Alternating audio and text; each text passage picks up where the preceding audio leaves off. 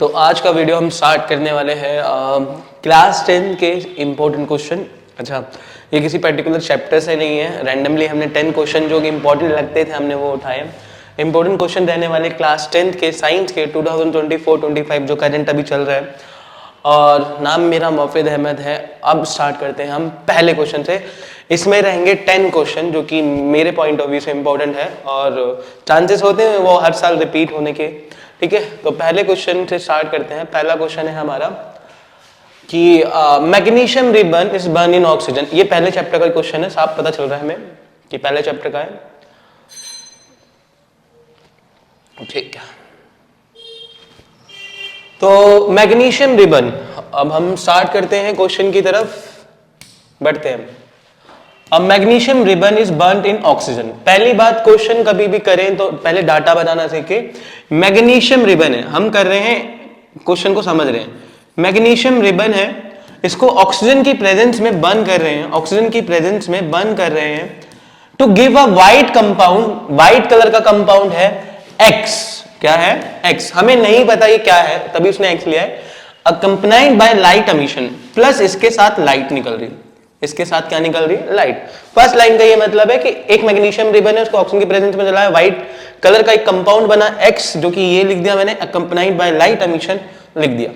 आगे second line, if the burning ribbon is now placed in atmosphere of nitrogen. अभी कह रहे हैं कि जो रिबन जला रहे हैं, अब ऑक्सीजन के एटमॉस्फेयर के अलावा हम अगर उसको नाइट्रोजन में रख दे तो ये कहना क्या चाह रहे हैं? Magnesium plus nitrogen, magnesium plus nitrogen. अगर मैं मैग्नीशियम रिएक्शन और नाइट्रोजन की रिएक्शन कराऊं तो इट कंटिन्यूज टू बर्न, वो जलना चालू करेगा, मतलब कंटिन्यू करेगा, फॉर्म्स अ कंपाउंड व्हाइट, और कंपाउंड क्या बना देगा? व्हाइट। ठीक है, इसने जो क्वेश्चन बोला मैंने उसको समझ लिया कि मैग्नीशियम रिबन है, ऑक्सीजन की प्रेजेंस में जलाएंगे तो एक्स बनेगा। अगर वही एटमॉस्फेयर हम चेंज कर दें, नाइट्रोजन कर दें, तो मैग्नीशियम प्लस नाइट्रोजन एक कंपाउंड बनेगा व्हाइट। ठीक है, ये इस लाइन का ये मतलब है। अगला, right the chemical formula of X and Y. में से पूछा है कि भाई एक्स और वाई बताओ, एक्स क्या है, वाई क्या है। ठीक है, एक्स क्या है और वाई क्या है, हम ये वाला ले लेते हैं। ठीक, तो एक्स और वाई क्या है?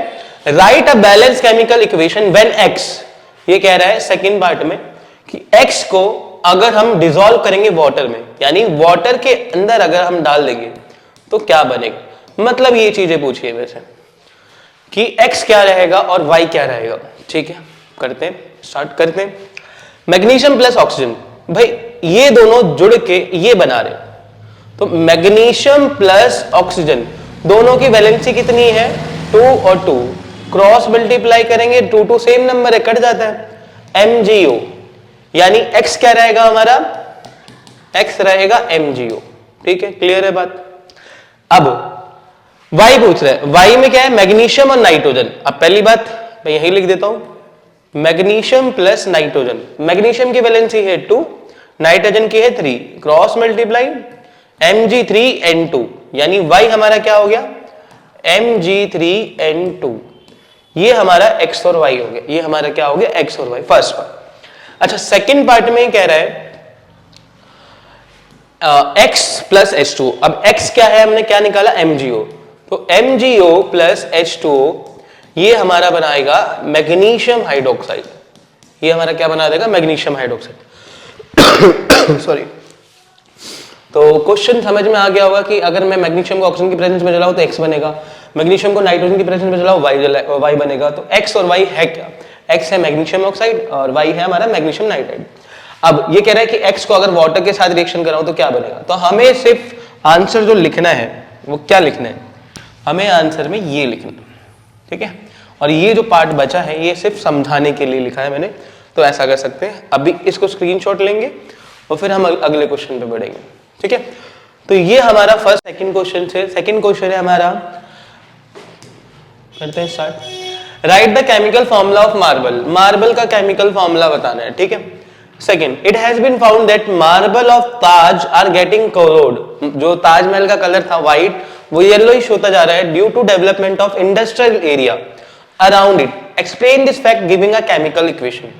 अब ये हमें केमिकल इक्वेशन देते हुए समझाना है। ठीक है, What happens when CO2 is passed through lime water? क्या होगा जब CO2 को लाइम वाटर से पास करेंगे?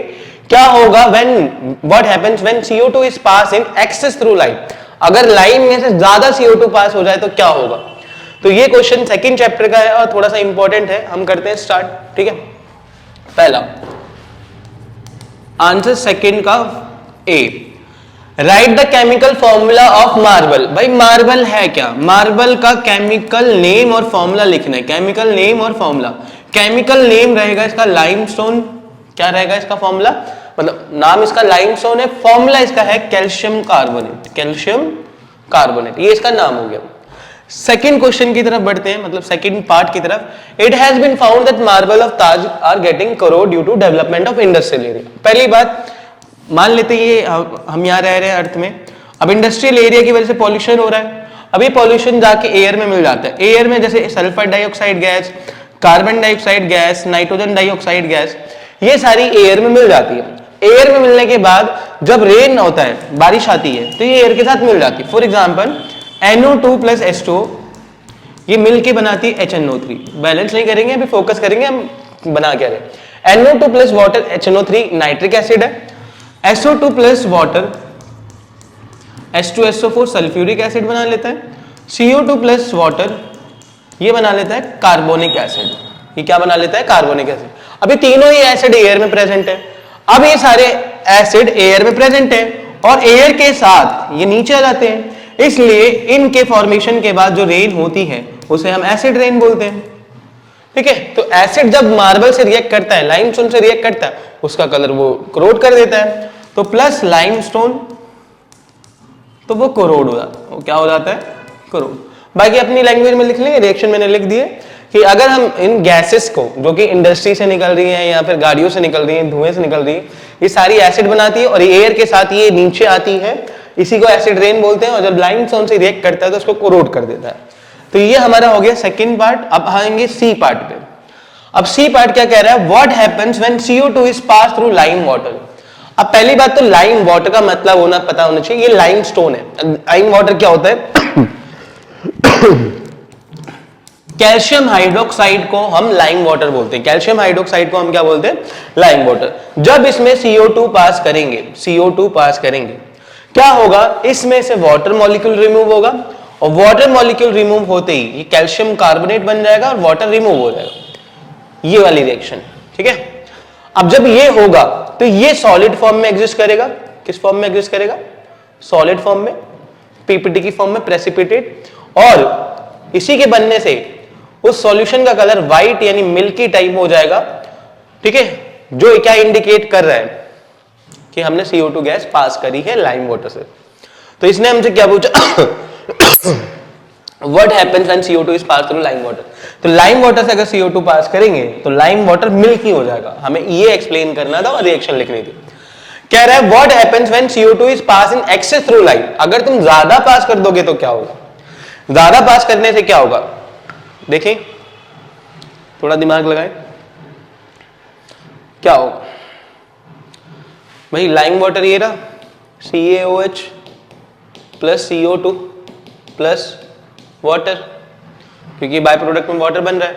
अब क्या होगा, इन सब का रिएक्ट करके ये बनेगा कैल्शियम हाइड्रोजन कार्बोनेट। ठीक है, कैल्शियम हाइड्रोजन कार्बोनेट जो कि सॉल्युबल है। अब इससे ये जो मिल्कीनेस आया था वो डिसअपियर हो जाएगा, तो दोबारा what happens when CO2 is pass through excess lime. Excess lime के साथ अगर हम पास करेंगे तो क्या होगा, ठीक है, ठीक है। तो हमें पहला क्लियर करना है, पहला ये है, सेकंड ये है, थर्ड ये है, फोर्थ ये है। इसमें थर्ड वाले में हमें लिखना है कि मिल्कीनेस अपीयर हो जाएगा, इसमें मिल्कीनेस डिसअपियर हो जाएगा। ठीक है, तबियत ठीक नहीं है, जल्दी जल्दी स्क्रीनशॉट ले। अब इस क्वेश्चन की से आगे बढ़ते हैं। अगले क्वेश्चन, हमें क्या करना है, ऐसा मेटल बताना है जिसका जो बेस्ट कंडक्टर हो हीट का बेस्ट कंडक्टर हो। तो पहले का आंसर है सिल्वर। पहले का आंसर क्या है, सिल्वर। सिल्वर बेस्ट कंडक्टर है हीट का। Second, has a very low melting point, उसका मेल्टिंग पॉइंट कम होना चाहिए, जल्दी पिघल जाना चाहिए, तो उसका है आंसर तुम्हारा गैलियम। क्या है answer, gallium. C part, does not react with oxygen even at high temperature. High temperature पे भी रिएक्ट नहीं कर रहा। हाई टेम्परेचर पे कौन रिएक्ट नहीं करता? याद रखना, सिल्वर और गोल्ड, सिल्वर और गोल्ड ये रिएक्ट नहीं करते। सिंबल याद रखना Ag और Au, सिल्वर Ag, गैलियम का Ga। अच्छा, डी पार्ट हमसे क्या पूछा? मोस्ट डक्टाइल, ज्यादा डक्टाइल क्या होगा? ज्यादा डक्टाइल गोल्ड होता है। ज्यादा डक्टाइल क्या होता है? गोल्ड। तो name a metal which is bad conductor of heat, silver, has a very low melting point, gallium, does not react with oxygen even at high temperature, silver और gold। और most ductile क्या है? हमारा gold. ठीक है, screenshot ले ले, आगे बढ़ते हैं।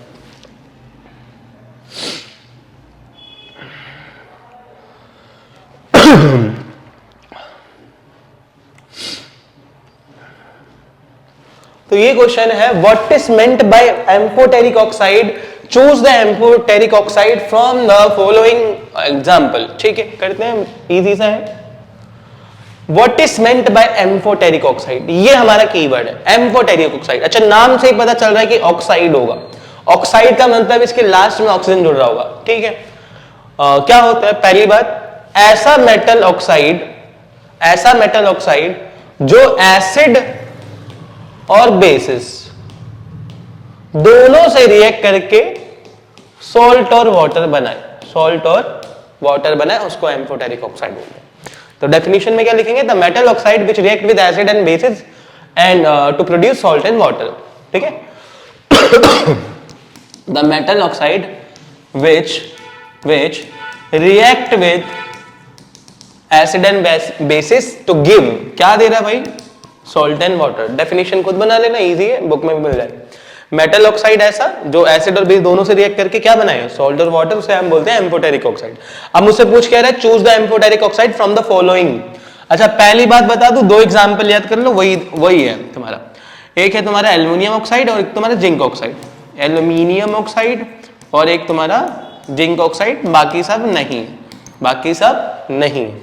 तो एम्फोटेरिक ऑक्साइड वो होते हैं जो एसिड और बेस दोनों से रिएक्ट कर ले, और हमारे एग्जांपल में ये वाले दो इसके करेक्ट आंसर हैं। ठीक है, स्क्रीनशॉट लें, फिर अगले क्वेश्चन पे बढ़े। ठीक है, कर लिया। अगला क्वेश्चन रहेगा अपना तो जैसा कि दिख रहा है कि ये लाइफ प्रोसेस का क्वेश्चन है, और लाइफ प्रोसेस में भी डायग्राम वाले क्वेश्चन है। मैंने जानबूझ के बड़े क्वेश्चन नहीं लिए, जैसे आर्टरी, वेन, यूरिन फॉर्मेशन, ये सब नहीं लिए, सिंपल सा क्वेश्चन लिया है, थोड़ा इजी सा। In a human alimentary canal the specific enzyme juices secrete in location. अब इसमें ये ऑर्गन का नाम नहीं पूछ रहा है कि, अब जहां पे भी एरो इंडिकेट कर रहा है वो ये पूछ रहा है कि वहां से कौन सा एंजाइम निकलता है, फर्स्ट, सेकंड, थर्ड। अब रिस्पेक्टिवली हमें ऐसे लिखना है कि फर्स्ट पे हमारा ये ऑप्शन, मतलब जो ऑप्शन इसने दे रखे हैं ये, फर्स्ट पे हमारा यही होना चाहिए, सेकंड पे हमारा ये होना चाहिए, थर्ड पे यहां होना चाहिए। ठीक है, जूम तो होगा नहीं, ट्राई करते हैं। हो गया, तो ये है हमारा। अब करते हैं इसको। फर्स्ट पे क्या है भाई? फर्स्ट मुंह की तरफ है, जीभ की तरफ। फर्स्ट किसकी तरफ है? जीभ की तरफ। सॉरी, तबीयत ठीक नहीं है। तो फर्स्ट में निकलता है सलाइवरी अमाइलेज। फर्स्ट पे कौन सा निकलता है एंजाइम? Salivary amylase. तो इतना तो मेरे को क्लियर है कि पहले पे अमाइलेज होगा भाई। तो पहले का जो ए पार्ट है उसमें अमाइलेज लिखा है, और बी में भी अमाइलेज लिखा है। अच्छा, सी में लाइपेज लिखा है, तो पहला तो वैसे, थर्ड वाला तो वैसे ही गलत है। डी में ट्रिप्सिन लगा, तो मेरे तो दो क्लियर हो गए कि भाई ये दोनों ऑप्शन गलत है। ये दोनों ऑप्शन क्या है? गलत, एलिमिनेशन प्रोसेस। अच्छा, सेकंड है लिवर की तरफ। सेकंड का है हमारा लिवर की तरफ। अब लिवर क्या सिक्रीट करता है? Bile juice. लिवर क्या सिक्रीट करता है भाई? Bile juice. कहां दिख रहा है बाइल? सेकंड पे बाइल कहां है भाई? सेकंड वाले पे। ठीक है, तो इसका मतलब फर्स्ट भी गलत है, तो हमारा सही ऑप्शन है सेकंड। हमारा सही ऑप्शन क्या है? सेकंड। फिर भी हम एक कंफर्म कर लेते हैं कि हाँ, थर्ड हमारा पेनक्रियास। क्या है? पेनक्रियास। पेनक्रियास से निकलते हैं पेनक्रियाटिक जूस, जिसमें ट्रिप्सिन आता है। जिसमें क्या आता है? ट्रिप्सिन। तो इसका आंसर है हमारा सेकंड। एमाइलेज पहले पे है और हमारा बाइल जूस सेकंड पे है, ट्रिप्सिन हमारा थर्ड पे है। तो इसका आंसर है, मैं एक बार रब करके सेकेंड वाले पे टिक लगा देता हूं। तो ये करेक्ट आंसर है। अगले क्वेश्चन की तरफ बढ़ रहे हैं।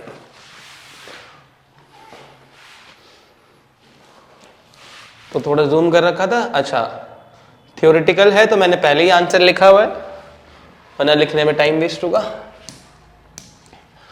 भाई अब मुझसे पूछा है कि रिफ्लेक्स आर्क है, ठीक है, तबीयत थोड़ी ठीक नहीं है इसलिए थोड़ा जल्दी जल्दी करेंगे, कोई बात नहीं, करना तो है ही। Define reflex arc. Reflex arc का क्या मतलब होता है, ठीक है, तो कंट्रोल एंड कोऑर्डिनेशन का क्वेश्चन है। Trace the sequence of events which occur in our body when a bright light focus on our eyes। अब मैं ऐसे देख रहा हूं और ब्राइट लाइट आंखों पे पड़ गई, आंखों पे ब्राइट लाइट पड़ गई, उस कंडीशन में कौन कौन से इवेंट मेरी बॉडी के अंदर हो रहे होंगे उसकी बात कर रहा है, ठीक है। पहला, रिफ्लेक्स आर्क का मतलब क्या है? The pathway taken by the nerve impulse in a reflex action from receptor organ to spinal cord and back to effector organ and reflex action is called reflex arc. अब देखा जाए तो थोड़ा complicated पढ़ने में लगेगा। भाई रिफ्लेक्स आर्क का मतलब क्या है? रिफ्लेक्स आर्क का मतलब, पहली बात सॉरी, रिफ्लेक्स एक्शन। रिफ्लेक्स, भाई रिफ्लेक्स एक्शन का मतलब क्या है? ऐसे एनवायरनमेंट में सडन चेंजेस होना जिसपे हम क्विकली रिस्पॉन्स करें, उसको हम रिफ्लेक्स एक्शन बोलते हैं। क्विकली सडन रिस्पॉन्स करे उसको हम बोलते हैं रिफ्लेक्स एक्शन। तो उस टाइम जो जहां से सिग्नल जिस जिस रास्ते से जाते हैं, पाथवे, जिस जिस पाथवे यानी रास्ते से जाते हैं, उसी पाथवे को हम क्या बोलते हैं? Reflex arc. तो लिखा हुआ है the pathway taken bye nerve impulse. वो नर्व कौन सा पाथ चूज कर रही है इन अ रिफ्लेक्स एक्शन। कब चूज कर रही है? रिफ्लेक्स एक्शन के टाइम। फ्रॉम रिसेप्टर ऑर्गन, अब ये भी डिपेंड करता है वो कहां से स्टार्ट हुई। अगर यहां से हुआ तो स्किन है, आंखों से हुआ तो आईज है, नोज है, तो रिसेप्टर ऑर्गन जहां से स्टार्ट हो रहा है और स्पाइनल कॉर्ड तक जाएगा, क्योंकि सडन में जब जल्दी क्विक रिस्पॉन्स करना होता है तो स्पाइनल कॉर्ड करता है। And back to effector organ, और बैक टू इफेक्टर ऑर्गन का मतलब क्या है कि जो इफेक्ट करेगा, मतलब जिसको रिस्पॉन्स करना है, रिसेप्टर जहां से स्टार्ट हुआ स्पाइनल कॉर्ड तक ले गया, फिर वहां पे रिसेप्टर ऑर्गन तक ले जाएगा। इस पूरे पाथवे को हम क्या बोलते हैं? इस कॉल्ड रिफ्लेक्स आर्क। इसी को हम क्या बोलते हैं? रिफ्लेक्स आर्क, ठीक है।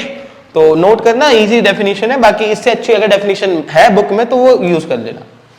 सेकंड, अच्छा उसका एक पॉइंट और है, receptor organ could be sense organ. Receptor organ क्या हो सकते हैं? हमारे सेंस ऑर्गन, जैसे आई, स्किन, ये सब। और इफेक्टर ऑर्गन हमारा क्या हो सकता है? मसल और ग्लैंड हो सकती है।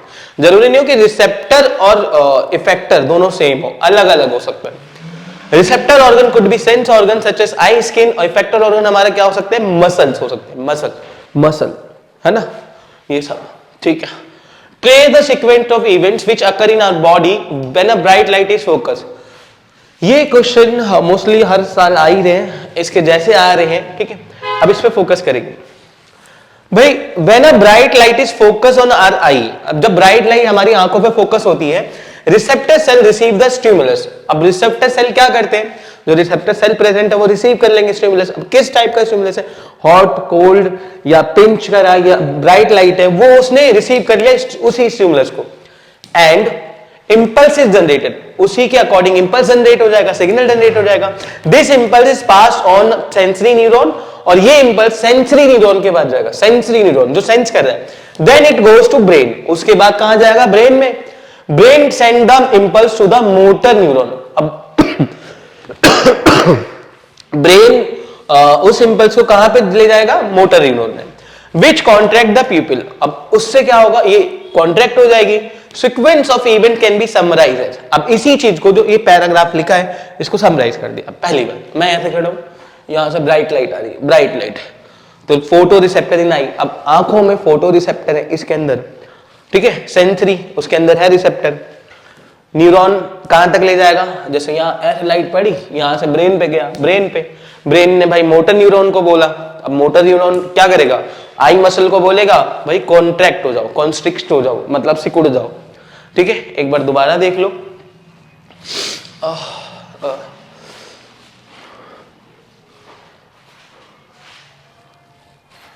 चलो, अगर देख लिया तो नेक्स्ट क्वेश्चन की तरफ बढ़ते हैं। बीच बीच में देखना पड़ रहा है कि रिकॉर्डिंग चल रही है नहीं चल रही।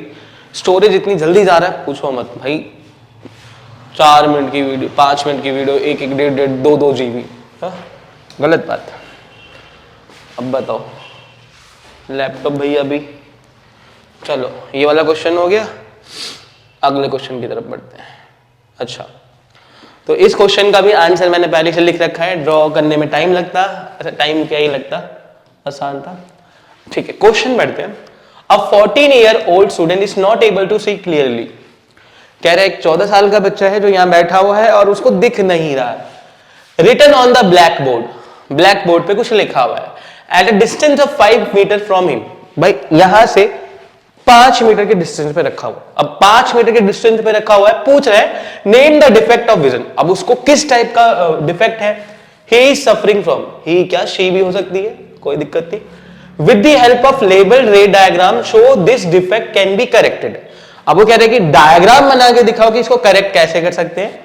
Name the type of lens, अब किस टाइप का लेंस यूज हुआ है इस चीज को सही करने में। दोबारा एक 14-year-old स्टूडेंट है जो कि बोर्ड से 5 मीटर डिस्टेंस पे रखा हुआ है, उसको साफ साफ दिखाई नहीं दे रहा। ठीक, अभी कह रहा है कि name the defect of vision he is suffering from. अब 5 मीटर क्या है, डिस्टेंस थोड़ा सा ज्यादा है ना, 25 सेंटीमीटर नहीं है, 5 मीटर है।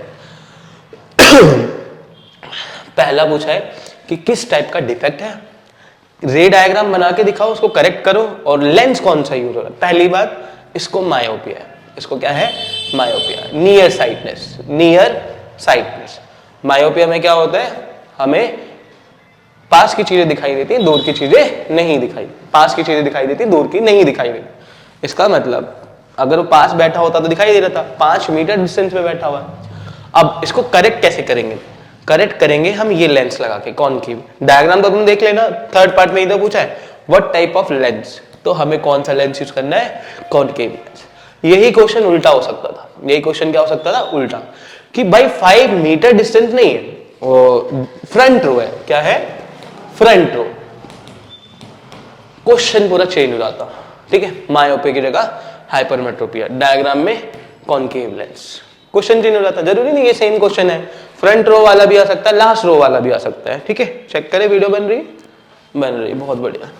तो इस क्वेश्चन को देखिए, अपना आंसर तो लिखा हुआ है, स्क्रीनशॉट लेना है ले सकते हैं। हम नेक्स्ट क्वेश्चन की तरफ बढ़े।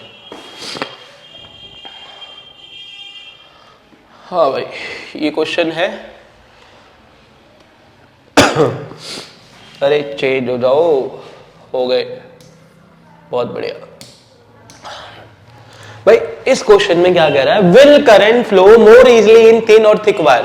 भाई पतली तार में करंट ज्यादा जाएगा या मोटी तार में? कॉमन सी बात है, इतना अगर मेरे को नहीं भी आता होगा, मैं ऐसा दिमाग लगाऊंगा, हाँ खंबे की तार में करंट ज्यादा है और घर वाली तार में करंट कम है, तो खंबे की तार मोटी होती है, तो मोटी वाली तार में करंट ज्यादा है। ठीक है, बट अब हमें करके दिखाना है, कैसे करेंगे? तो लिखेंगे रेजिस्टेंस का जो फॉर्मूला होता है वो ऐसा होता है। इसका मतलब रेजिस्टेंस डायरेक्टली प्रोपोर्शनल होता है लेंथ के, और रेजिस्टेंस इनवर्सली प्रोपोर्शनल होता है एरिया ऑफ क्रॉस सेक्शन के। तो मैं यहां से एक पॉइंट लिखूंगा, resistance is inversely proportional to area of cross section. अब एरिया का मतलब क्या है? एरिया का मतलब यही है मोटाई, थिकनेस। मतलब थिकनेस जितनी ज्यादा होगी रेजिस्टेंस उतना कम होगा, मोटाई जितनी ज्यादा होगी थिकनेस उतना कम होगा, और रेजिस्टेंस जितना कम होगा करंट उतना जल्दी जाएगा, करंट उतना ज्यादा होगा। तो बस हमें इसके आंसर में 2-3 चीजें ऐड करनी है, फॉर्मूला लिख सकते हैं। फिर हमें लिखना है resistance is inversely proportional to area of cross section, या resistance is inversely proportional to thickness. और थिक वायर में रेजिस्टेंस कम होगा, थिक वायर में रेजिस्टेंस कम होगा तो करंट इजीली फ्लो करेगा। इसी की जगह अगर थिन पूछता, थिन वायर में रेजिस्टेंस ज्यादा होगा तो करंट कम होगा। सिंपल सा आंसर है, पॉइंट दिमाग में यही बिठाना है। नेक्स्ट क्वेश्चन की तरफ बढ़ते हैं।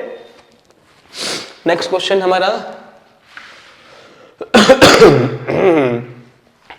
अब ये क्वेश्चन है, हमें देखना है, ठीक है, ये क्वेश्चन है तो इजी है क्वेश्चन, कोई इसमें खास है नहीं।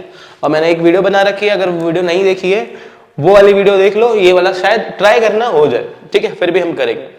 तो तीनों पैरेलल में लगी, तीनों किस में लगी है? पैरेलल सीरीज में। इलेक्ट्रिसिटी का क्वेश्चन है, तीनों पैरेलल में लगी। तो मैं लिख देता हूं, R1 की वैल्यू जो रहेगी क्या है, 5 ओम, R2 की 10 ओम, R3 की 30 ओम, और जो वोल्टेज रहेगा हमारा 12 वोल्ट।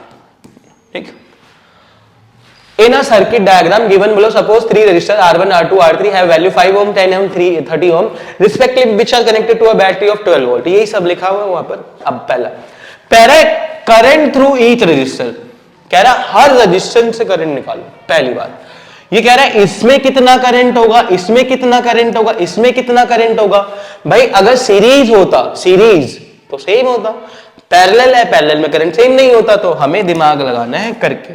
ठीक, अब पहले से ही स्टार्ट कर लेते हैं, ज्यादा टाइम वेस्ट नहीं करेंगे. पहला भाई R1 से कितना करंट जा रहा है, R2 से कितना जा रहा है, R3 से कितना जा रहा है. ठीक है, फॉर्मूला निकालने के लिए हम VIR करेंगे तीनों में. V इक्वल टू IR, एक साथ कर लेते हैं. V इक्वल टू IR निकालना क्या है, तीनों में से रेजिस्टेंस निकालना. तो V अपॉन में R, V अपॉन में R और V अपॉन में R.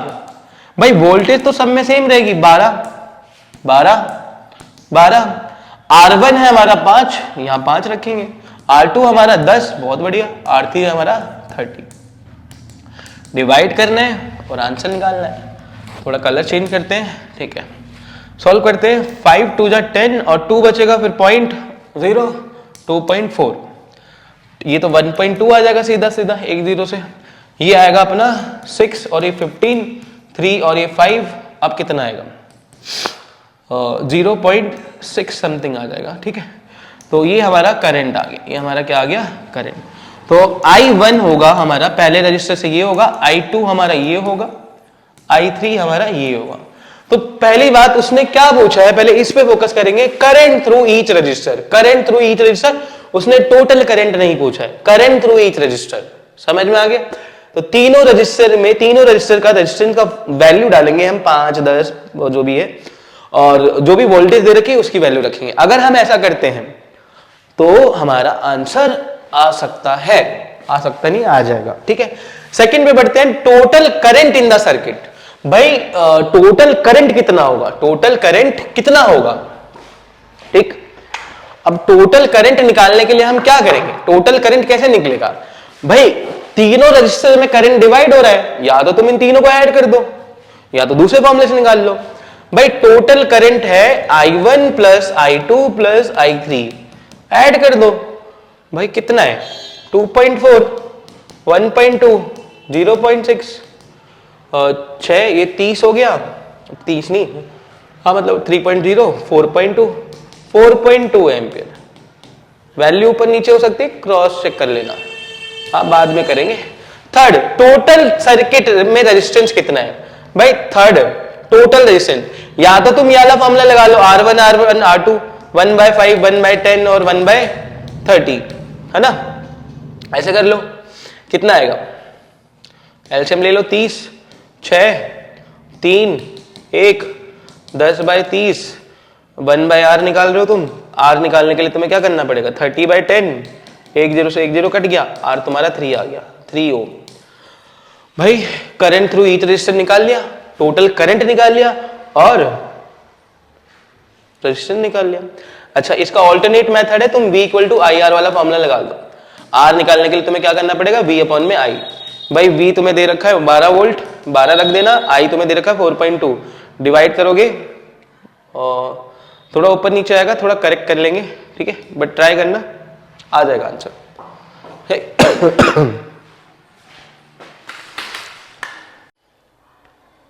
हाँ, तो इसमें मैंने कुछ लिखा नहीं है, इसमें मैंने कुछ लिखा नहीं है. मैंने सोचा कि रैंडमली टॉपिक उठाते हैं, रैंडमली लिखेंगे. बट हाँ, दिमाग में तो है ही मेरे.